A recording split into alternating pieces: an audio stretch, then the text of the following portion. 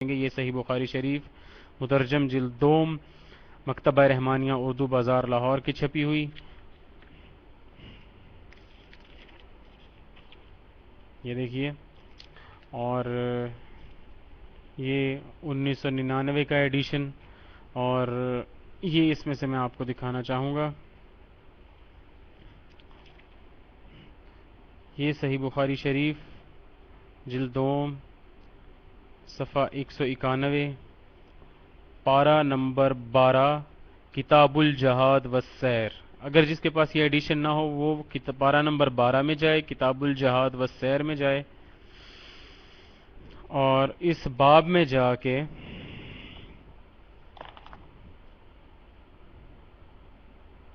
وہ حدیث نمبر 324 کا مطالعہ کرے۔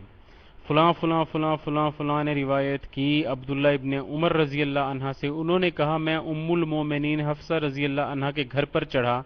میں نے دیکھا آن حضرت صلی اللہ علیہ وآلہ وسلم قبلے کی طرف پیٹھ کیے، شام کی طرف منہ کیے حاجت پوری کر رہے ہیں، یعنی رفع حاجت کر رہے ہیں، یعنی عام الفاظ نوجوانوں کو اگر سمجھانا چاہو تو واش روم میں بیٹھے ہوئے ہیں اور رفع حاجت کر رہے ہیں۔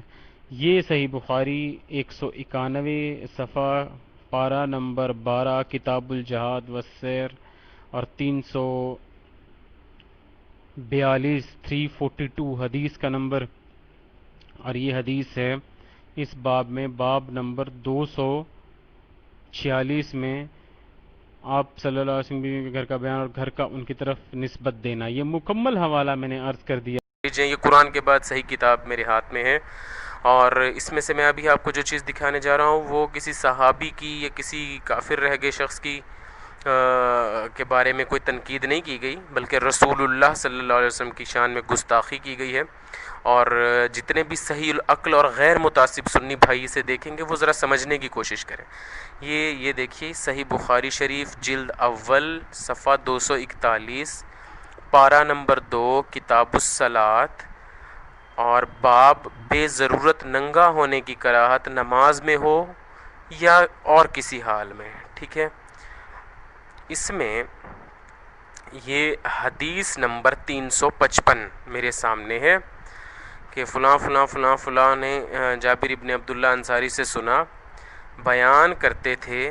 کہ حضرت صلی اللہ علیہ وآلہ وسلم، بریکٹ میں ہے کہ نبوت سے پہلے جاہلیت کے زمانہ میں کعبہ بنانے کے لیے لوگوں کے ساتھ پتھر ڈھوتے،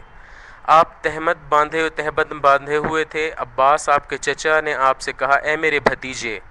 اگر تم تہبند اتار ڈالو اور اس کو اپنے مونڈھوں پر ڈال لو، پتھر کے نیچے رکھو، ٹھیک ہے، یعنی تم یعنی وہ یہ کہنا چاہ رہے تھے کہ اس کی گٹھڑی بنا لو اسے کھول کے، تو جابر نے کہا آپ نے تہبند کو اتار کر اپنے مونڈھے پر ڈال لیا، یعنی ویسے کیا، اس وقت بے ہوش ہو کر گرے، اس کے بعد کبھی آپ کو ننگا نہیں دیکھا گیا۔ استغفر اللہ الذی به طه به یاسین به معراج احمد